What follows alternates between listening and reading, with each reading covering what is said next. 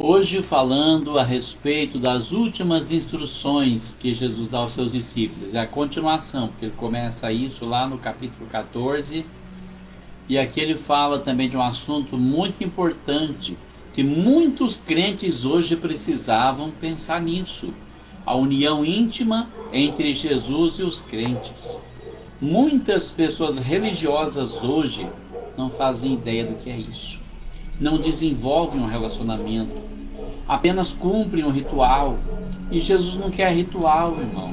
Jesus não quer coisa superficial. Jesus quer entrega total, renúncia.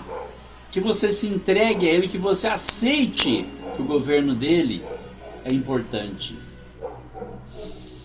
Eu quero pedir oração para os irmãos, porque, como disse a irmã Leonice outro dia, nem tinha parado para pensar nisso, mas eu tenho observado que ela tem razão.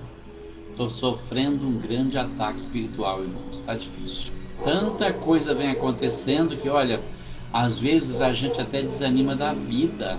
Às vezes dá vontade de pedir para Jesus levar a gente embora logo, como Elias. Mas eu não vou fazer isso. Se eu tenho um trabalho para fazer, eu vou fazer. Deus vai me dar condições de ficar aqui e fazer isso. Um dia desses, estava conversando com um pastor amigo meu que sofre de depressão. E ele me disse assim, olha, agora eu entendo como é que uma pessoa é capaz de tirar a própria vida. E eu fiquei muito preocupado com isso. Eu comecei a pôr o nome dele na oração como um pedido prioritário. Mas agora também, às vezes eu sinto essa pressão toda. E é por isso que eu estou pedindo oração pela minha vida. Porque sinceramente está difícil, está uma barra pesada, difícil. Mas assim, eu não quero sair daqui enquanto não terminar aquilo que Deus fez para mim. Aquilo que Deus mandou que eu fizesse, essa tarefa eu quero fazer. Depois, se Ele quiser me carregar, Ele pode, né? Mas eu quero fazer esse trabalho. O Senhor me escolheu lá num talhão de cana. Eu era catador de cana, virei marcador de vinhaça. De lá Ele me tirou para ser professor. Então, a matéria que mais me apraz ensinar é a palavra de Deus. Eu vou fazer isso, irmão. Eu vou fazer isso, eu vou ensinar a palavra de Deus. Nem que eu for chorando, como cantou o Feliciano Amaral agora nesse louvor.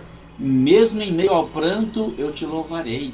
Hoje de manhã, quando eu clamava ao Senhor pelo dia, e eu tive uma ligeira comoção, o Senhor tocou no meu coração, senti a presença de Deus.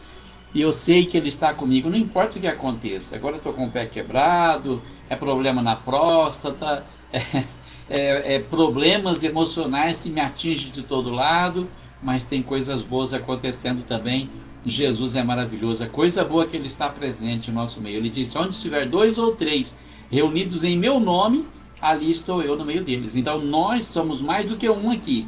Estamos reunidos no nome dEle, Ele está presente, porque a sua palavra é fiel e Ele não falhará.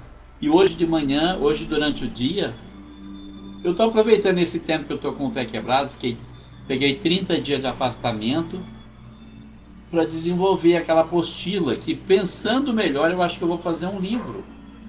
Né? Vou fazer um livro, acho que fica mais barato comprar um livro do que mandar imprimir a apostila. Então eu vou fazer o livro, fica à disposição. Se algum irmão quiser o arquivo em PDF, eu mando de graça, o irmão imprime aí, eu compro o livro. O irmão que sabe o que o irmão faz, né? Mas é uma batalha, não é? Nós fomos chamados para a guerra, para a batalha, então nós vamos batalhar. E o Senhor vai nos dar vitória. Nós não vamos parar no meio do caminho. A Bíblia diz que Deus não tem prazer naquele que recua, então nós vamos avançar em nome de Jesus e nós vamos conseguir a vitória.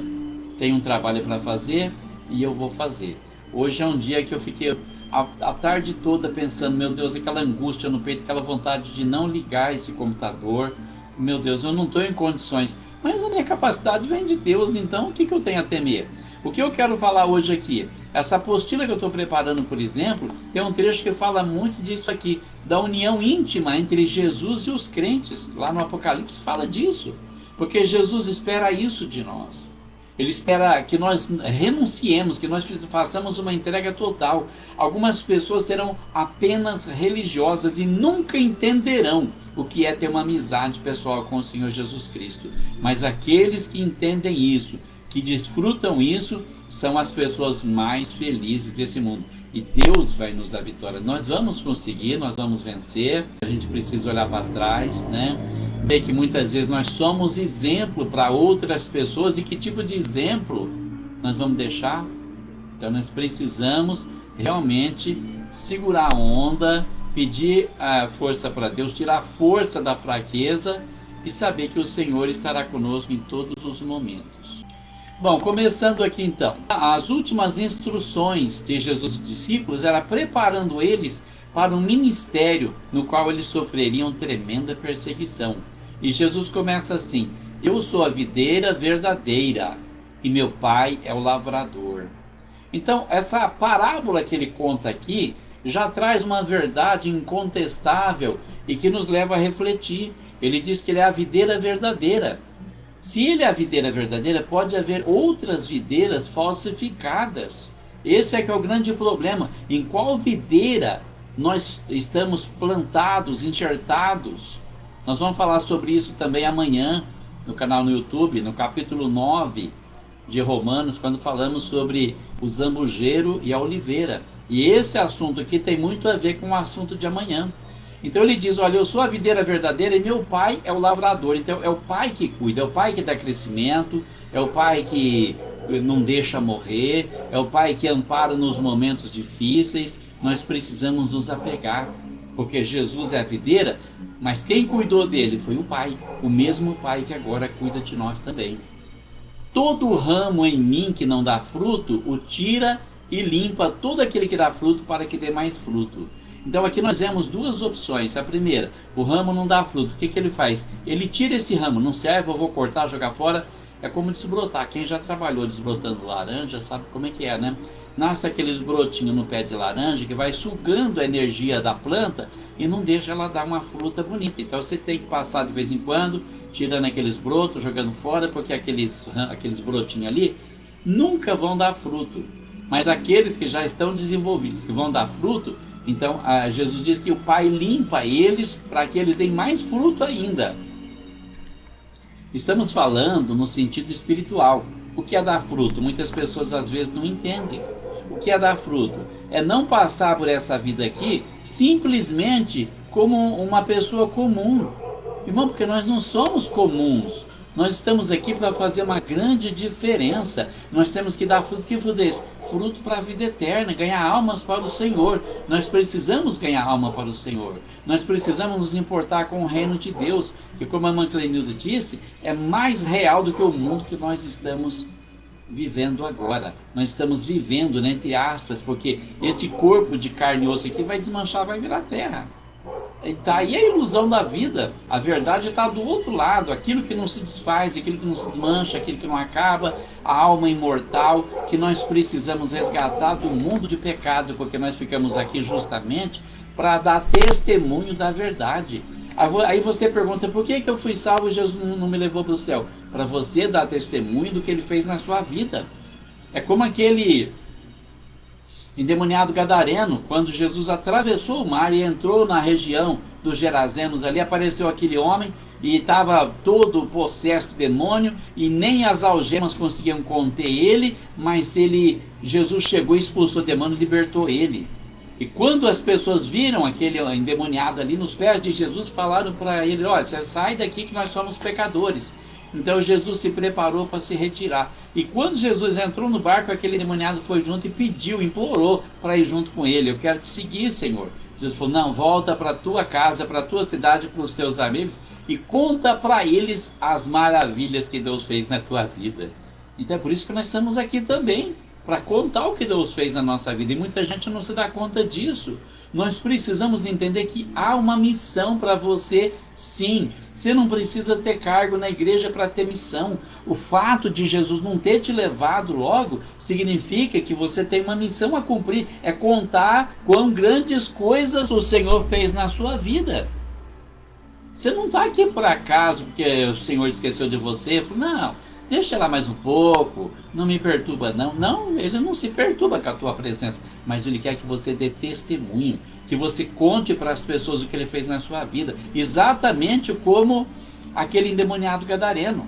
Você está aqui limpo para dar mais fruto. Ele limpou o seu pecado, ele limpou a sua maldade para que você dê fruto. E você não precisa de maneira nenhuma ter um cargo na igreja para fazer a obra.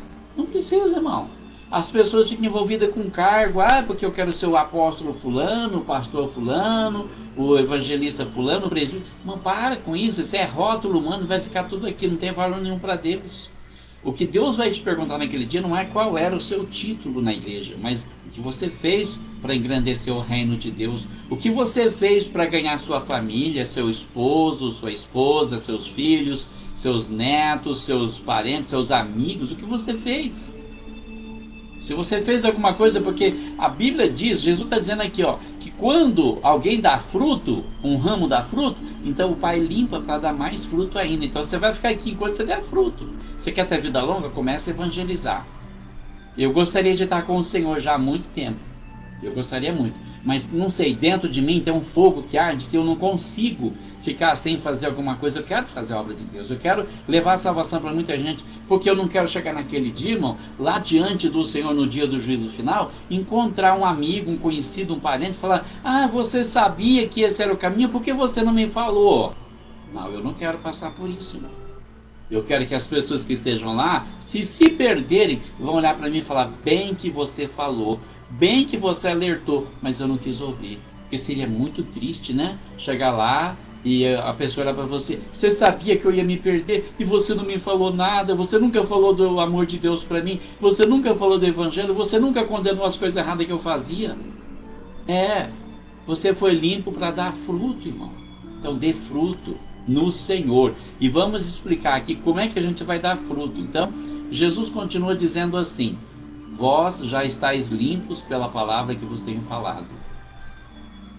Então, olha só, ele está falando da purificação dos pecados, né? Quando fala que o Pai limpa todo aquele que dá fruto, ou seja, o Pai purifica para ele dar mais fruto ainda. Mas aí ele diz assim: vocês já estão limpos pela palavra que eu vos tenho falado. Como é que nós vamos nos limpar? Pela palavra de Deus, pela leitura, pela meditação, pela reflexão, pelo estudo e pela prática da palavra de Deus na nossa vida. Então é importante que a palavra tenha esse espaço na nossa vida. Muita gente passa pela vida, come, bebe, usa banheiro, dorme, levanta de novo, toma banho, compra roupa, troca de roupa, compra carro, troca de carro, estuda, se informa, faz tanta coisa, mas não se preocupa com a palavra de Deus, nem ganhar almas para o Senhor. E isso tem que estar no nosso coração. Se Jesus mora no meu coração, Jesus, ele ama as almas, ele quer as almas para ele. Eu tenho que ter esse mesmo sentimento que estava em Cristo Jesus, como diz Paulo lá em Filipenses capítulo 2, ter em nós o mesmo sentimento que também houve em Cristo Jesus, amor pelas almas, salvar as pessoas que estão perdidas. Porque olha, se tem uma pessoa que trabalha comigo, que é minha amiga, que eu gosto, que eu quero que vá para o céu, eu estou vendo que a pessoa está indo para o inferno, não me importa, como é que eu gosto dessa pessoa? Eu sei que se a pessoa sofrer um acidente, ela vai morrer, ela vai para o inferno, porque ela não está preparada para o céu, e eu não me importo com isso. É desse tipo de avivamento que nós precisamos. Não é pular, falar em língua, profetizar, e gritar, e rodar, e girar, não. Amor pelas almas. Levar a salvação a todas as pessoas que nós amamos e até aquelas pessoas que nós não conseguimos amar também. Porque a partir daí a pessoa vai mudar e nós vamos conseguir amar a pessoa. Agora ele dá o segredo aqui, ele revela o segredo. Estai em mim e eu em vós. Como o ramo de si mesmo não pode dar fruto se não estiver na videira, assim também vós se não estiverdes em mim. Então esse é o segredo, estar nele, estar em Jesus, estar em mim, eu em vós, né? Vocês estejam em mim, eu estarei em vocês. É união íntima, irmão. União íntima. O ramo sozinho não consegue dar fruto. Se não vier nada lá do caule, ele não faz nada. Jesus disse: se vocês também não estiverem em mim, também não vão conseguir fazer nada. Então ele continua dizendo: eu sou a videira, vós os ramos, quem está em mim e eu nele, esse dá muito fruto, porque sem mim nada podeis fazer. Como é que Jesus pode estar na tua vida, irmão? Olha, é muito simples. Você para de viver, você deixa ele viver na tua vida. Você começa a fazer assim, chega num lugar, bom, deixa eu pensar uma coisa aqui. Se Jesus estivesse no meu lugar, ele viria aqui? Se Jesus estivesse no meu lugar, ele diria as coisas que eu estou dizendo? Se Jesus estivesse no meu lugar, ele pensaria as coisas que eu estou pensando, sentiria as coisas que eu estou sentindo? Tomaria as atitudes que eu estou tomando? Então, quando a resposta é negativa, você já não faz isso. Por quê? Você se preocupa em fazer a vontade dele. Quando você se preocupa só em fazer a vontade dele, você não vive mais, é ele que vive em você. É como Paulo diz aos Gálatas, de sorte que eu vivo não mais eu, mas Cristo vive em mim. Não é a minha vontade que conta, é a vontade de Deus, irmão. Ah, mas ninguém é perfeito. Claro que não, eu vou cometer falhas, vocês vão cometer falhas, mas é para isso que existe o perdão. Mas aquilo que nós podemos fazer, que nós conseguimos fazer, é o nosso dever fazer. É para isso que nós estamos aqui. Se alguém não estiver em mim, será lançado fora como ramo e secará. E os colhem e lançam no fogo e ardem. E aqui ele está falando justamente da condenação eterna, do inferno. É disso que ele está falando. Porque olha, muitas pessoas são assim. As pessoas, elas querem a salvação, mas elas não querem permanecer em Jesus, né? Muitas delas se afastam para fazer coisas que sabem que Jesus condenaria.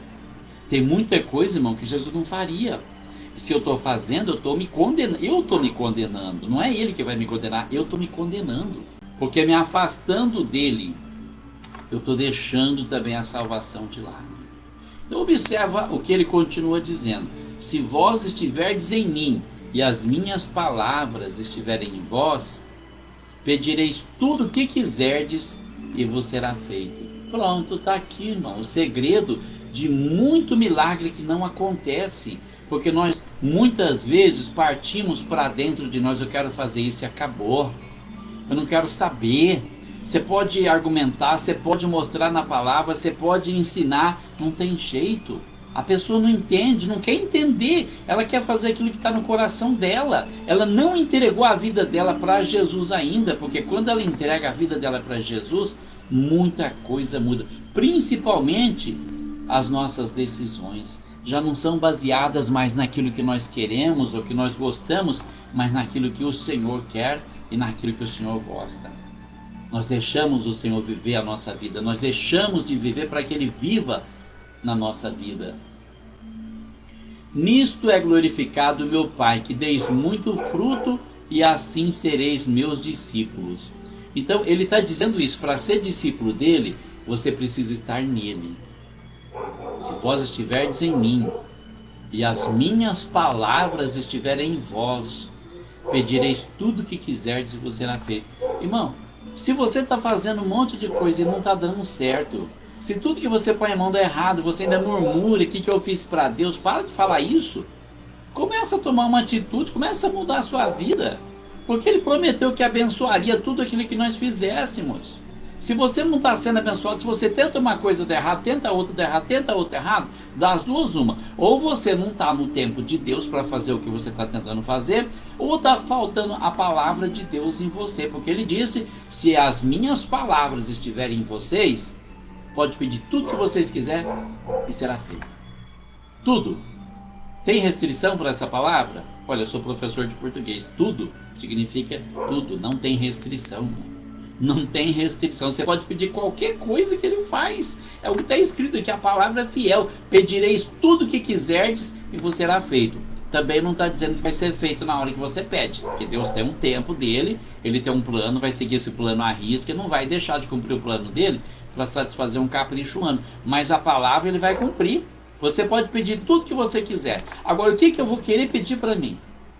Se Jesus está vivendo em mim, mano, eu vou querer pedir tudo aquilo que glorifica o nome dele. Não coisas que envergonham o Senhor. Não maldade. Não vingança contra ninguém.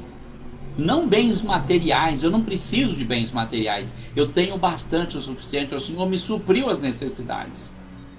Então nós precisamos entender que a partir dali, Cristo vive em mim. Cristo vive em mim, as palavras dele estão em mim, e aí eu vou pedir. Eu não posso contar, eu já contei alguns testemunhos, mas essa palavra que mexeu tanto comigo um dia, quando mataram meu irmão, eu não sabia o que fazer, eu estava desesperado, eu fui orar, o Senhor me mostrou essa palavra. A hora que eu acordei, 4h30 da manhã, não era esse versículo, mas ele fala a mesma coisa.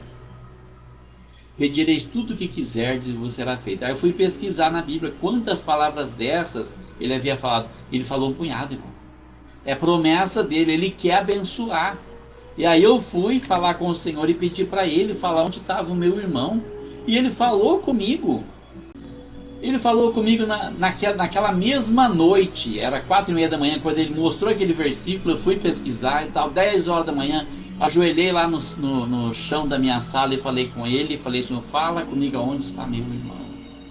Falei mais coisas, né? Já deu testemunho, vocês conhecem, mas naquela noite, usando a Luana, ele falou para mim: quer saber onde está seu irmão? Ele não está perto de mim, está do meu lado aqui, ó, segurando a minha mão e pedindo para confortar o coração da família. Irmão, você pode pedir tudo que você quiser, de forma que venha glorificar o Senhor. E Jesus diz: nisto é glorificado o meu Pai, que deis muito fruto. Nós precisamos ganhar alma, irmão. Nós precisamos dar fruto. Nós precisamos. Se você não consegue evangelizar, de repente você não tem um dom de evangelismo, mas você pode edificar aquele irmão mais fraquinho, ou às vezes aquele mais forte, mas que está precisando de uma palavra. Tudo isso é obra de Deus. E Jesus diz: assim vocês serão meus discípulos. Discípulo quer dizer seguidor, aluno, aprendiz. Eu quero ser aprendiz de Jesus, irmão. Então ele diz assim: como o Pai me amou, também eu vos amei. Permanecei no meu amor. Olha, às vezes é difícil, né? Às vezes é difícil porque na nossa vida, às vezes tem pessoas difíceis de amar, irmão. Tem pessoas difíceis demais. É difícil amar certas pessoas, é só o Senhor dando graça mesmo, porque, mas assim, se o Senhor nos der graça, se nós permanecermos no amor dele, nós vamos conseguir amar todo mundo. Vamos deixar a dificuldade de lado, vamos ser atenciosos com a pessoa, mesmo que a pessoa seja uma pessoa estúpida, uma pessoa brava, violenta, nós vamos acabar encontrando um jeito que a graça de Deus supera tudo. Então Jesus disse: guardardes os meus mandamentos, permanecereis no meu amor, do mesmo modo que eu tenho guardado os mandamentos de meu Pai e permaneço no seu amor. Então, como é que você vai permanecer no amor de Jesus? Guardando os mandamentos dele. E ao que eu saiba, ele deu apenas 2 mandamentos, né? Amar a Deus com todas as suas forças e ao teu próximo como a ti mesmo. Os outros já é corriqueiro, a gente já sabe, né? Não praticar idolatria, nem feitiçaria, nem prostituição e outras coisas que abominam a Deus, já é o nosso dever mesmo, como cidadão. Mas esses 2 mandamentos ele nos deu. Ou seja, se você não cumprir o primeiro mandamento, de amar a Deus com todas as suas forças, colocar Deus em primeiro lugar, então você não consegue cumprir mais nenhum. Se você não conseguir amar a Deus, como é que você vai amar o seu irmão? Não tem jeito, né? Mas se você consegue amar a Deus com todas as suas forças e o seu irmão como a você mesmo, sabe o que é amar o meu irmão como a mim mesmo? Não fazer para ele o que eu não quero que façam para mim, não falar para ele o que eu não quero que falem para mim, não pensar dele o que eu não quero que pensem de mim. É tratar ele como se fosse eu, se outra pessoa estivesse aqui tratando ele. É assim que nós amamos o nosso irmão como a nós mesmos. Tenho-vos dito isto para que o meu gozo permaneça em vós e o vosso gozo seja completa. Essa palavra aqui na NVI é traduzida por alegria, né? Alegria quer dizer alegria da salvação. Tenho-vos dito isso para que a minha alegria permaneça em vocês, para que a alegria da salvação de vocês seja completa. Porque olha, irmão, sinceramente, há momentos que a angústia começa a tomar conta de tanta coisa errada que a gente vê, principalmente nessa era presente que nós estamos vivendo. O tempo difícil, irmão, o tempo de tribulação difícil, muito difícil. Mas quando essa angústia começa a tomar conta, então nós lembramos: Jesus está comigo. Como hoje de manhã eu estava sozinho aqui e comecei a orar e senti a presença dele, eu sozinho, eu e ele aqui, agradecendo por tudo. Não importa as adversidades que têm vindo, o que ele fez na minha vida é abundantemente maior. Era para mim estar lá no meio da lavoura uma hora dessa, porque eu trabalhava à noite lá na Barra do Agudo, 12 horas por noite para ganhar pouco mais do que um salário mínimo. A obra que ele fez na minha vida é indizível. Então eu não posso deixar de ver uma coisa grande que ele fez para mim, uma coisa maravilhosa, para ficar reclamando por causa de picuinha, de coisinhas que acontecem na vida de todo mundo. Tem que ser grato. O meu mandamento é este, que vos ameis uns aos outros, assim como eu vos amei. Olha, a condição, o mandamento que ele nos dá é esse, deixa uma condição. Porque muita gente fala, ai irmão, eu te amo. Ou, principalmente na igreja, né? Você vai na igreja, a pessoa está lá, ô meu amado, ô minha amada, meus amados irmãos. A gente gosta de pregar falando isso, né? Mas na hora do vamos ver, a pessoa tira o corpo fora. Jesus disse, olha, eu quero que vos ameis uns aos outros. De que forma? Da mesma forma como eu amei vocês. Da mesma forma como eu amei vocês. Então não é de qualquer forma, não é de qualquer jeito, não. Não é só falar eu te amo, como a gente fala, irmãos amados, e é amado coisíssima nenhuma. Não é só palavras, eu quero ver obras. Você tem que mostrar que você ama realmente. Se você ama, mostra que você ama. E aqui ele dá um exemplo muito claro disso. Ninguém tem maior amor do que este, de dar alguém a sua vida pelos seus amigos. Puxa, isso aqui é tocante, não é? Essa palavra que é tão profunda, é tão profunda. Dar alguém a sua vida pelos seus amigos.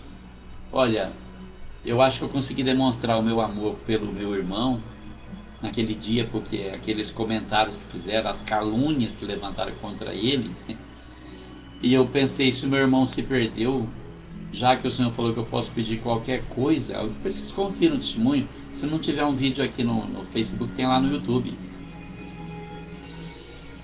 Eu disse, Senhor, se o meu irmão se perdeu pela tua palavra, que eu posso pedir o que eu quiser, eu quero que o Senhor me troque de lugar com ele agora. Eu quero ir para o inferno no lugar dele. Amor, irmão, porque eu não queria que meu irmão se perdesse de maneira nenhuma. E naquela noite o Senhor veio falar comigo e mostrou para mim que o meu irmão estava junto a ele no paraíso. Ele veio falar para mim, e o que eu podia sentir naquela voz que falava comigo naquela noite, um desespero de alguém que estava desesperado para me consolar. Não sei se é desespero o termo certo, não posso falar. Eu vi aquela sofreguidão para falar, olha, teu irmão não se perdeu, não fica sofrendo por causa de calúnia dos outros, não. O seu irmão está comigo, o seu irmão está salvo, você vai ser salvo também, você vem para cá um dia também. E depois disso andei dando umas cabeçadas, porque a gente se deixa levar muito pelo ser humano, né? Fui muito perseguido no ministério, acabei desanimando, aconteceu muita coisa, mas aqui estou eu, o Senhor é fiel e me trouxe de volta, e me mostrou que eu não preciso de ministério humano, eu recebo diretamente dele, que é o pastor Lorival Morragudo, a família dele, os irmãos de lá, os obreiros lá que me dão todo o apoio, né? Mas eu estou fazendo a obra de Deus, estou fazendo. Jesus é maravilhoso, irmão. Vós sereis meus amigos, se fizerdes o que eu vos mando. Porque tanta gente fala em Deus, irmão, tanta gente. Hoje, por exemplo, uma pessoa falou para mim assim, Miguel, Deus vai te abençoar. Tem alunos que gostam da gente, mas tem alunos que vivem no terreiro, irmão. Sabe? Muita gente quer ser amigo de Deus, mas poucos realmente são. E Paulo disse a Timóteo que o Senhor conhece os que são seus, e qualquer que profere o nome de Cristo, aparte-se da iniquidade, de tudo aquilo que não é do agrado de Deus. Então não adianta ficar falando, Deus te abençoe, Deus te ama, Jesus é maravilhoso, se a pessoa não procura fazer a vontade de Deus. Forte abraço a todos, fiquem com Deus e até sexta-feira com o Apocalipse.